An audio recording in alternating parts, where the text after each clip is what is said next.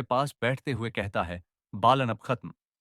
खुदाव ने अपना नूर खुद से दूर कर दिया है। हम लोग हार गए। यह कहते साथ ही विलियम उठता है और जाने ही लगता है कि एक बार फिर रुकते हुए उससे कहता है, पालन मेरी तुमसे एक आखिरी दरख्वास्त होगी।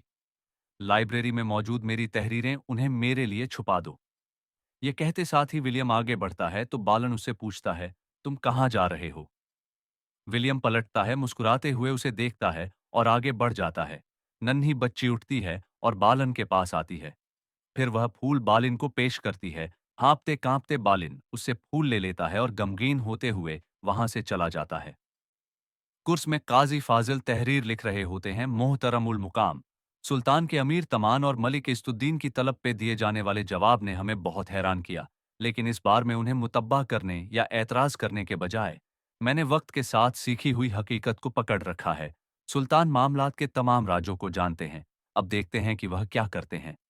उधर अमीर तोमान और मलिक इज्जत सुल्तान के पास आते हैं और सुल्तान से पूछते हैं, आपने हमें बुलाया है? तो सुल्तान उनसे कहते हैं, शहर गिरने वाला है। हमारे किए गए फैसले के मुताबिक शहर में जो कोई भी है उसे तलवार की गांठ उतारेंगे। क्या आपने वाकई अपनी तैयारियां कर ली हैं? तो मलिक इज्तुद्दीन कहता है, हम कैसी तैयारी करें? सुल्तान पूछते हैं, क्या मैं मस्जिद उल अदा में लाशों की बदबू के साथ दाखिल होऊंगा? हमें कब्रें खोदनी है और हमें बीमारियों से बचाव के लिए वसीम मिकदार में दवाई की भी जरूरत है। तो अमीर तमान कहता है, जो भी जरूरी होगा हम करेंगे। सुल्तान उनसे पूछते हैं, मारने के तरीके के तौर पर तुमने क्या सोचा है? हम यकीनन इतने ज्यादा लोगों को तलवारों से नहीं मारेंगे।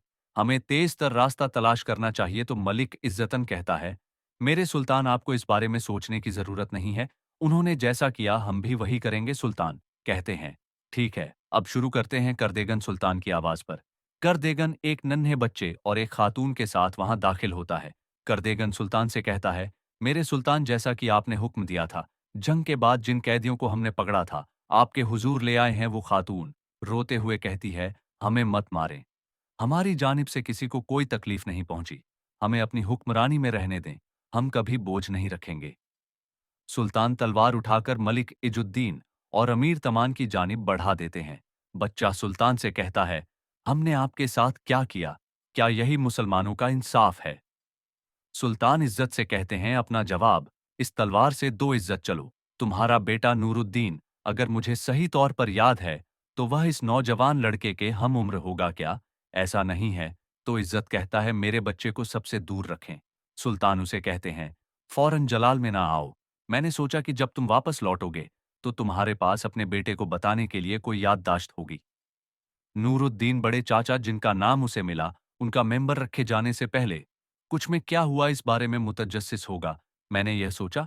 ये सुनते साथ ही इज्जत दिन दिन सर झुका लेता है। तो सुल्तान तोमान से कहते हैं, अमीर तोमान, तो फिर ये फरीजा तुम पे आन पड़ा है। चलो, हिचकिचाओ नहीं। फितने का सर बचपन में ही कुचल दिया जाना चाहिए और यह करते वक्त कैद के दौरान कुछ में अपने भाई अमीर या रुकी के सुल्तान नूरुद्दीन के हुक्म से मुसलमानों और ईसाइयों के दरमियान फर्क किए बगैर एक एक दरवाजे पर जाकर खुराक तकसीम करने को हरगिज दिमाग में ना लाना, वरना तुम्हारा यह शौक बर्बाद हो सकता है। अब रहम करने की ना जगह है ना वक्त। मगर बच्चे को देखते हुए अमीर तोमान भी शर्मिंदा हो जाता है और कहता है, तोल देने की जरूरत नहीं है, इन्हें छोड़ दो। सुल्तान उनसे पूछते हैं, तो तुम कत्लेआम से दस्तरदार हो गए हो? हाँ। तो तोमान कहता है, शुरू से ही आप हक जानिब थे। हम इंसाफ का बोलबाला करते दौरान अपने गुस्से के कैदी बन गए। सुल्तान इज्जतन से पूछते हैं, क्या आप भी हम ख्याल हैं? मलिक इज्जतन भी हाथ बांधकर सर झुका लेता है। यह देखकर सुल्तान कहते हैं, तो फिर यह हमारे लिए सबक बन जाए। अपने तमाम बंदों पर बिला अस्तना रहम करने वाले रहमान ने फरमाया कि तुमसे जंग करने वालों से अल्लाह के रास्ते में तुम भी जंग करो, लेकिन अल्लाह की बनाई हुई हुदूद को ना फलांगे, क्योंकि अल्लाह हाथ से बढ़ने वालों को पसंद नहीं करता। इन्हें ले जाओ, इन्हें खाना दो और महफूज मुकाम पर रिहाइश दो। यह सुनते साथ ही करतगन उन्हें ले जाता है और सुल्तान उन दोनों से कहते हैं, उस गलती पर इसरार ना करने के लिए मैं तुम दोनों का मशकूर हूं। अब अपने सिपाहियों के पास वापस जाएं। कल मेरा का दिन है, दुआ करते हैं। ये सुनते साथ ही वह दोनों चले जाते हैं। नाजरीन, लेने के बाद हम कुछ में देखते हैं कि विलियम के कलम और कागज वहीं पे होते हैं और वह फंदे की जानिब चलता हुआ जा रहा होता है और विलियम की आवाज गूंजती है। मैं सलाउद्दीन को हैरानगी से देख रहा हूं। जब वह सजदा कर रहा था तो हमने तलवार निकाली, जब वो माफ कर रहा था हम सजा दे रहे थे। यह कहते साथ ही विलियम फंदे की जानिब देखने लग जाता है। इधर काजी फाजिल का कलम मुसलसल चल रहा होता है। 27 रजब 583 हिजरी जुम्मे का दिन मुहासरे का 12वां दिन बालन के मुलाकात की पेशकश समेत खत पढ़ते हुए सुल्तान सलाहुद्दीन के चेहरे पर न फतह का गुरूर था और ना ही गुस्से के आसार थे। तो नाजरीन, इस तरह यह शानदार तारीख लिखी जा रही थी। अपने लोगों के लिए विलियम लिख रहा था और हमारे लिए काजी फाजिल। अगले मंजर में हम देखते हैं कि सुल्तान के सामने बालिन बैठा होता है। सुल्तान उससे कहते हैं, मैं तुम्हें सुन रहा हूं बालिन। तो बालन कहता है, तुमने कहा अगर मैंने शहर को मन के साथ सुपुर्द कर दिया। मगर बालन की बात मुकम्मल होने से पहले ही सुल्तान कहते हैं, बहुत देर हो चुकी है। बालन, मेरे सिपाहियों के शहर में झंडू के साथ दाखिल होने के बाद क्यों सुलह और शहर को हवाले करने की पेशकश कर रहे हो? मैंने तुमसे कहा था कि मैं अपनी पेशकश को नहीं दोहराऊंगा और अगर मैं तलवार लेकर शहर में दाखिल हुआ तो मैं वह भी करूंगा जो तुमने किया था। बालिन कहता है, हम दोनों बहुत अच्छी तरह जानते हैं कि तुम ऐसा नहीं करोगे, लेकिन मान लेते हैं कि तुमने मेरी पेशकश कबूल नहीं की और जो तुमने कहा उसी के मुताबिक करने का फैसला किया, तो खुदावंद की कसम, मैं तमाम औरतों और तमाम बच्चों को कत्ल करके सब कुछ जलाकर राख कर दूंगा। तुम्हें कैदी बनाने के लिए शहर में ना कोई मर्द ना कोई औरत मिलेगी। मैं सारे घर जला दूंगा। तमाम मुसलमान कैदियों को एक-एक करके जाती तौर पर कत्ल करूंगा। मैं किब्तुतुल सुखरा और तमाम मुकद्दस मस्जिदों को तहस-नहस कर दूंगा। नाउज़ुबिल्लाह, अस्तगफिरुल्लाह। सुल्तान उसे कहते हैं, तुम्हें लगता है कि तुम अपनी धमकियों से मुझे अपनी बात पर ला सकते हो। तुम कहते हो तो इस तरह कहते हैं। सलाउद्दीन उसके लोगों के साथ वही करने वाला था, जैसा कि स्लभियों ने किया था, लेकिन बालिन उसमें रुकावट बन गया है ना? ये सुनते साथ ही बालिन मुट्ठी खोलता है जिसमें उस बच्ची का फूल होता है। बालिन उस फूल को देखते हुए कहता है, जब तुम शहर में दाखिल होगे तो मेरे लोगों की जान और माल की हिफाजत करोगे, इस बात का वादा करो। सुल्तान कहते हैं, इस मामले में तुम मुझ पर शक ना करने जितना जानते हो बालिन। जिन्हें हमारे रहम से हिस्सा नहीं मिलेगा वह सिर्फ टेम्पल सुरमा होंगे। बालन कहता है, मैं अपने लोगों के नुमाइंदे के तौर पर यहाँ हूँ। मैं तुमसे यह वादा लेने पर मजबूर हूँ। जवाबन सुल्तान कहते हैं, बगैर किसी तफरीक के कुछ के शहरी मेरे लोग हैं। बालिन, उनकी जाने माल और इज्जत मेरे सुपुर्द हैं।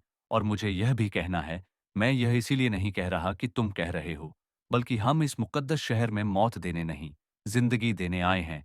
अगर एक बच्चा भी रोता है तो यह जीत मेरा कफन बन जाए।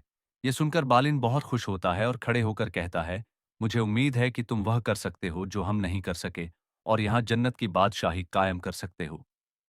यह कहते साथ ही बालन फूल सुल्तान के सामने रखता है और चला जाता है। फिर नाजरीन, हम उस मंजर को देखते हैं जिसका हम एक तवील अरसे से इंतजार कर रहे थे। सुल्तान अपने सिपाहियों के साथ कुर्स में दाखिल होते हैं। सबके चेहरे खुशी से खिलखिला रहे होते हैं। हर जुबान पर अल्लाहू अकबर होता है। हाथों में झंडे और जुबान पर अल्लाह के नाम। एक तरफ बजंतनी लोग बहुत डरे सहमे खड़े होते हैं। ये देखकर सुल्तान उनके पास जाते हैं और एक आवाज गूंजती है, कुछ में रहने या जाने वाला हर कोई सुल्तान सलाहुद्दीन अय्यूबी के इस्लाम के सरचश्म रहमत से अपना हिस्सा वसूल करेगा। साथ ही सुल्तान बालन का दिया हुआ फूल वापस उसी बच्ची को थमा देते हैं, जिसे देखकर बच्ची बहुत खुश होती है। आवाज मजीद गूंजती है, कुछ के तमाम मुरझाए हुए फूल इस रहमत की बरकत से दोबारा खिल उठेंगे। इसके साथ ही सुल्तान सुल्तान नूरुद्दीन के हाथ से बनाए हुए मेंबर को देखते हैं, जो कुछ में ही रखा होता है। आवाज गूंजती है, मिंबर जंगी का फतह अल्लाह की। अगले मंजर में सुल्तान एलिसा करा देगन काजी फाजिल और गोगबोरों के साथ मस्जिद अक्सा को देख रहे होते हैं। आवाज गूंजती है, उसने एक ख्वाब देखा। उसने अपने अज़म और मेहनत के साथ सब कुछ और हर चीज के बावजूद चलकर अपने ख्वाब को हतमी शक्ल दी, उस ख्वाब को ताबीर दी और आखिरकार यह सच हो गया। यह फतह आंसू से मुजन इबादत से हासिल करदा फतह थी और फरजंदान उम्मत को यह बात हमेशा याद रखनी होगी, फतह को जाने वाला रास्ता अल्लाह के सामने सजदे और इत्तेहाद से गुजरता है। ये देखो, जब उम्मत एक हुई तो कुछ आज़ाद हो गया। उस दिन हम सबके दिलों में एक ही बात और हकीकत गूंजी, अजल से अब तक कुछ हमारा है और हम कुछ के हैं। अजल से अब तक कुछ हमारा है और हम कुछ के हैं। और इसके साथ ये सुल्तान सजदा रेज हो जाते हैं। मस्जिद अक्सा को देखते हुए गुकबरो और काजी फाजिल भी सजदे में चले जाते हैं, जबकि मस्जिद को देखते हुए एलिसा और